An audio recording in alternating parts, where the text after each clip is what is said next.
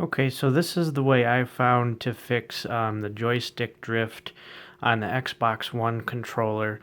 I found other tutorials that said to try things like pulling up on the joysticks and pushing them back down. That didn't work. Using an air duster to blow them out didn't work. So I've actually found a different way of doing it that doesn't require to purchase any new parts or anything else. All you have to do is take the controller apart and remove a few things out of the controller.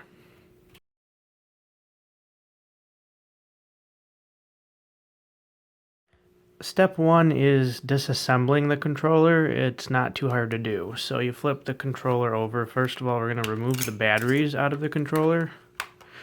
And then these little parts here pull off. You have to get your fingernails underneath of it.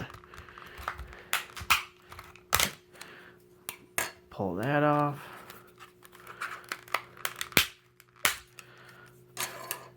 Pull those off, set those aside. Now inside, you'll see there's some screws you have to take out. 2 on each side here. You can see them in there. And there's also one in the battery compartment right there. That's underneath the sticker. You have to take that out. So you're going to take those screws out. Now there's special kind of screws. I don't know what they are, like a hex or Torx.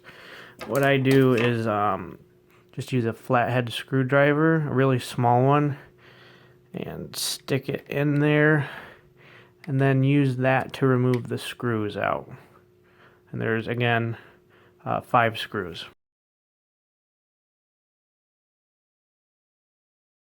Top plate here, like so.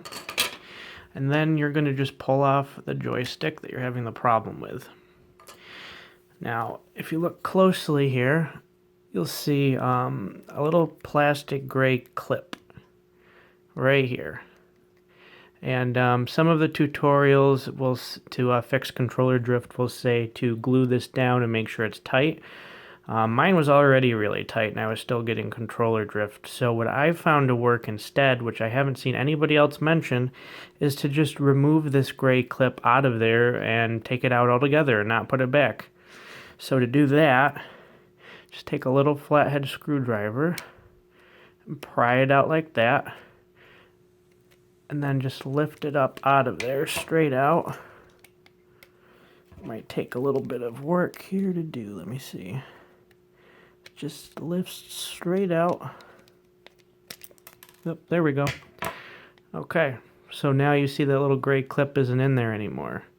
And what that gray clip does is it holds this thing secure for it doesn't move around. But I haven't found it to be a problem. So that just taking that gray clip out completely fixed the drift I was having, you know. So yeah, just bear in mind this will probably void a warranty on the controller if you still have one, so don't do it if you have a warranty. But if the controller is not usable anyway because of the drift, then go ahead and give it a shot. And the gray clip can always be put back, so make sure you save it. So when you're all done, just reassemble the controller back in the order that you took it apart, put the batteries back in, and give it a shot.